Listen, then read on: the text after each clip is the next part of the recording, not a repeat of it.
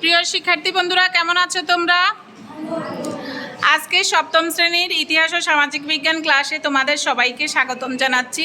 এবং আমরা আজকে তোমাদের চতুর্থ অধ্যায় বাংলা অঞ্চল ও স্বাধীন বাংলাদেশ অর্থনৈতিক ইতিহাসের সন্ধানে, এই অধ্যায়ের আমরা একেবারে শেষ পর্যায়ে চলে গিয়েছি এবং তোমাদের একটা অনুশীলনীর কাজ দেওয়া আছে। সেখানে বলা হয়েছে যে শিক্ষার্থীদেরকে কয়েকটি দলে ভাগ করতে বলা হয়েছে এবং প্রতি দলে একটি করে পোস্টার বা দেওয়াল পত্রিকা তোমাদেরকে বানানোর জন্য বলা হয়েছে। এবং এখানে তোমাদেরকে বলা হয়েছে যে পোস্টার বা দেওয়াল পত্রিকায় থাকবে যেই সম্পর্কে লিখতে বলা হয়েছে সেটা হচ্ছে 2010 থেকে 2021 সালের মধ্যে বাংলাদেশের অর্থনীতির সামগ্রিক উন্নয়নের কয়েকটি দৃষ্টান্ত বা উদাহরণ, এবং সেগুলো ছবি সহ তোমাদেরকে কি করতে বলা হয়েছে, বর্ণনা করতে বলা হয়েছে। এবং সেই পোস্টার পেপারে বা দেওয়ালিকাতে দেওয়াল পত্রিকা তোমরা কাজ করার পর সেগুলোকে কোথায় কি করতে বলা হয়েছে, ক্লাসে অথবা স্কুলের কোনো স্থানে তোমাদেরকে সেগুলো টাঙিয়ে দিতে বলা হয়েছে। এবং আমাদেরকে বলা হয়েছে যে আমরা এই অধ্যায়ের অর্থনৈতিক মুক্তি অর্জনের পথে বাংলাদেশ, যদি এই প্যারাটা আমরা ভালোভাবে পড়তে পারি এবং এখানে একটু একটু করে।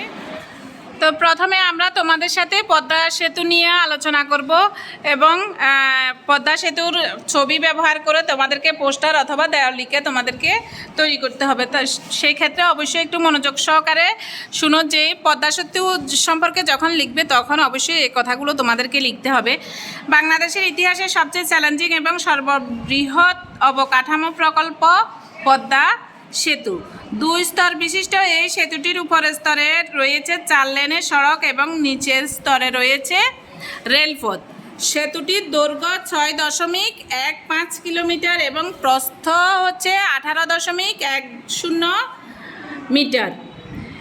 মোট 42টি পিলার এবং 41টি স্প্যান নিয়ে গঠিত আমাদের পদ্মা সেতু। এর মাধ্যমে বাংলাদেশের দক্ষিণাংশের সঙ্গে রাজধানী ঢাকা সরাসরি যোগাযোগ প্রতিষ্ঠিত হয়েছে। পদ্মা সেতু দেশের জিডিপিতে 1.2% পর্যন্ত অবদান রাখবে। সেতুটি চালু হবার পর থেকে বাংলাদেশের যোগাযোগের ক্ষেত্রে এক নতুন অধ্যায়ের শুরু হয়েছে।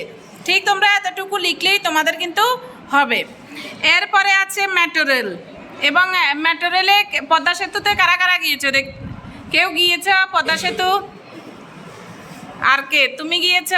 কেমন লেগেছে তোমাদের কাছে? পদ্মা সেতু কিসের উপর, কোন নদীর উপর? পদ্মা নদীর উপর পদ্মা সেতু বানানো হয়েছে। এরপরে মেট্রো রেলে কারা কারা উঠেছে? বসো। ম্যাডাম কিন্তু উঠেছে খুব দ্রুত, একেবারে তোমার চোখের নিমিষেই মনে হয় যে একটা স্টেশন থেকে আরেকটা স্টেশন চলে যাওয়া হয়। এবং মেট্রো রেলটা হচ্ছে সম্পূর্ণ শীতাতপ নিয়ন্ত্রিত এবং ইলেকট্রনিক গতিতে এটি চালিত হয়, খুবই দ্রুতগামী একটি পরিবহন। মেট্রো রেল বাংলাদেশের রাজধানী ঢাকা শহরের দ্রুতগামী পরিবহন ব্যবস্থা হলো মেট্রো রেল। ঢাকার উত্তরা থেকে মতিঝিল পর্যন্ত চালু হওয়া মেট্রো রেলের দূরত্ব হচ্ছে 20.10 কিলোমিটার। কথা বলবে না। মোট স্টেশন সংখ্যা হচ্ছে 16টি। প্রতি ঘন্টায় 60,000 যাত্রী বহন করে। প্রতি ঘন্টায় কত হাজার যাত্রী? 60,000 যাত্রী বহন করবে এই মেট্রো রেল। এটি ঘনবসতিপূর্ণ ঢাকা শহরের যানজট সমস্যা লাঘবে এবং যাতায়াত সময় বাঁচাতে কার্যকর ভূমিকা পালন করবে বা পালনে সক্ষম হবে। তাহলে মেট্রো রেল সম্পর্কে যদি তোমাকে লিখতে বলা হয় সেক্ষেত্রে মেট্রো রেলের একটা ছবি ডাউনলোড করবে, তোমার বাবা অথবা মাকে বা বড় ভাই বোন যারা আছে তাদেরকে বলে কম্পিউটার দোকানে পাঠিয়ে যাকে যেইটার কথা বলা হবে সেই ছবিটা ডাউনলোড করে নিয়ে আসবে এবং খাতায় আঠা দিয়ে একটু আটকিয়ে নিচে সেটার বর্ণনা দিবে। এরপরে হচ্ছে বঙ্গবন্ধু টানেল। আমাদেরকে স্কুল থেকে তোমাদেরকে যখন শিক্ষা সফরে নিয়ে যাওয়া হয়েছে তখন কারা কারা গিয়েছ? অনেকেই যাও নাই, কেমন অনেকে গিয়েছো?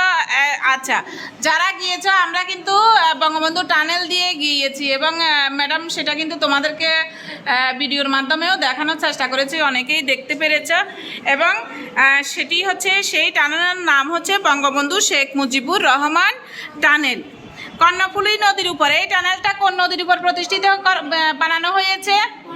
কর্ণফুলী নদীর উপর। কর্ণফুলী নদীতে বঙ্গবন্ধু শেখ মুজিবুর রহমান টানেল বাংলাদেশের যোগাযোগ ব্যবস্থার ইতিহাসে একটি দৃষ্টান্তমূলক সংযোজন। এই টানেলটির দৈর্ঘ্য হচ্ছে 3.315 কিলোমিটার। দুটি লেনের ডুয়েল টানেল চট্টগ্রামের দক্ষিণে পতেঙ্গা এবং আনোয়ারার সাথে সেটা সংযোগ স্থাপন করা হয়েছে।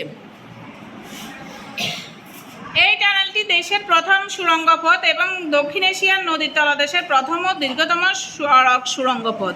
টানেলটি চট্টগ্রাম অঞ্চলের অর্থনৈতিক করিডোরের সংযোগ বা কেন্দ্রস্থল হিসাবে কার্যকর ভূমিকা পালন করবে। এরপরে হচ্ছে তোমার রূপপুর পারমাণবিক বিদ্যুৎ কেন্দ্র। পাবনা জেলার ঈশ্বরদী থানার পদ্মা নদীর তীরবর্তী রূপপুরে স্থাপিত হয়েছে দেশের প্রথম পারমাণবিক বিদ্যুৎ কেন্দ্র। এই বিদ্যুৎ কেন্দ্রটি রাশিয়ার রোসাটম কর্তৃক নির্মিত হয়েছে। রূপপুর পারমাণবিক বিদ্যুৎ কেন্দ্রটির দুটি ইউনিটের উৎপাদন ক্ষমতা হবে 2400 মেগাওয়াট। 2024 সালের প্রথম এই ইউনিট চালু হবে এবং ইতিমধ্যে প্রয়োজনীয় কাঁচামাল হিসেবে ইউরেনিয়াম দেশে পৌঁছেছে। এই বিদ্যুৎ কেন্দ্রের মাধ্যমে বিশ্বের 33তম পারমাণবিক শক্তি ব্যবহারকারী দেশ হিসাবে বাংলাদেশ আত্মপ্রকাশ করবে। তাইলে পারমাণবিক শক্তি ব্যবহারকারী তোমার বিদ্যুৎ কেন্দ্রের মাধ্যমে বিশ্বের 33তম পারমাণবিক শক্তি ব্যবহারকারী দেশ হিসাবে বাংলাদেশ আত্মপ্রকাশ করেছে। তাহলে কততম বাংলাদেশ? 33তম। এরপর হচ্ছে ঢাকা এলিভেটেড এক্সপ্রেসওয়ে, অর্থাৎ 2010 থেকে 21 সালের মধ্যে যেই অর্থনৈতিক তোমার সামগ্রিক উন্নয়নের, বাংলাদেশের অর্থনৈতিক সামগ্রিক উন্নয়নের যে কয়েকটি গুরুত্বপূর্ণ বিষয় স্থাপন করা হয়েছে সেগুলো সম্পর্কেই এখন আলোচনা করা হচ্ছে। ঢাকা এলিভেটেড এক্সপ্রেসওয়ে, বাংলাদেশের প্রথম এলিভেটেড এক্সপ্রেসওয়ে হচ্ছে ঢাকা এলিভেটেড এক্সপ্রেসওয়ে। শাহজালাল আন্তর্জাতিক বিমানবন্দর থেকে শুরু করে ঢাকা চট্টগ্রাম মহাসড়কের কুতুবখালী এলাকা দিয়ে গিয়ে এটি শেষ হবে। এটির মোট দৈর্ঘ্য হচ্ছে 19.73 কিলোমিটার। বর্তমানে 11.5 কিলোমিটার চালু হয়েছে, যার ফলে 10 মিনিটে বিমানবন্দর থেকে ফার্মগেট পৌঁছানো সম্ভব। শহরের যানজট নিরসনের জন্য এই প্রকল্পটি গুরুত্বপূর্ণ ভূমিকা রাখবে। বাংলাদেশের সরকারি বেসরকারি অংশীদারিত্বের আওতায় পরিবহন খাতে এটি প্রথম প্রকল্প এবং অর্থাৎ শহরের মাঝখান দিয়ে মধ্য দিয়ে যানজটের মধ্য দিয়ে না গিয়ে এক পাশ দিয়ে এই রোডটা দ্রুতভাবে যাতে এক জায়গা থেকে এক জায়গায় পৌঁছানো যায়, অর্থাৎ বিশেষ করে তোমার বিমানবন্দরে যাতে দ্রুত পৌঁছানো যায় সেটা তোমার বিকল্প একটা রাস্তা হিসেবে এই ঢাকা এলিভেটেড এক্সপ্রেসওয়েটা তৈরি করা হয়েছে। তো এই যে এখানে কয়টা আমরা পড়েছি, একটা হচ্ছে পদ্মা সেতু, একটা হচ্ছে মেট্রো রেল, আরেকটা বঙ্গবন্ধু শেখ মুজিবুর রহমান টানেল, আরেকটা হচ্ছে পারমাণবিক বিদ্যুৎ কেন্দ্র এবং ঢাকা এলিভেটেড এক্সপ্রেসওয়ে। এবং এই 5টি সম্পর্কে আলোচনা করা হয়েছে এবং প্রত্যেকে একটি করে তোমাদেরকে কাজ দেওয়া হবে এবং সেই ক্ষেত্রে তোমরা ইন্টারনেট থেকে গার্ডিয়ানকে বলে সেই ছবিগুলো ডাউনলোড করতে বলবে এবং সেই ছবিগুলো তোমরা A4 সাইজ কাগজে উপর দিয়ে লাগিয়ে নিচে এবং যেটা লাগাবে সেটা কি পদ্মা সেতু নাকি মেট্রো রেল সে সম্পর্কে লিখে তারপর সেটা বর্ণনা তোমরা দিয়ে একটা অ্যাসাইনমেন্ট তৈরি করে নিয়ে আসবে। এবং তোমরা যদি শুধু ছবিটা নিয়ে আসতে পারো তাহলে ক্লাসেও সেই কাজটা তোমাদেরকে দিয়ে করিয়ে নিতে পারবো।